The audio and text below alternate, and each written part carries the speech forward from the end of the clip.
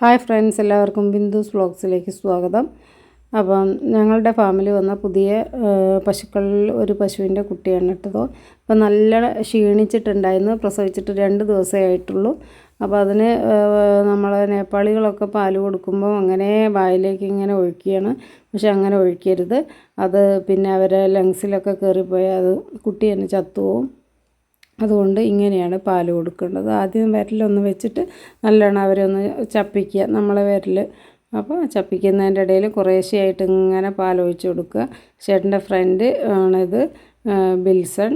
നല്ല എക്സ്പീരിയൻസ്ഡ് ആണ്. അപ്പോൾ അവൻ കാണിച്ചു കൊടുക്കുന്നില്ല. ഇതേപോലെ വേണം പശുക്കളെ പാൽ കുടിപ്പിക്കുക കേട്ടോ. നമുക്ക് പാൽക്കുപ്പിയൊക്കെ മേടിക്കാൻ കിട്ടും. പക്ഷേ ഇവിടത്തെയൊക്കെ പണിക്കാരെടുത്ത് ദൂരെ കളഞ്ഞതുകൊണ്ട് ഇപ്പം ഇതേ നിവൃത്തിയുള്ളൂ. അപ്പം താങ്ക് യു ഫോർ വാച്ചിങ്.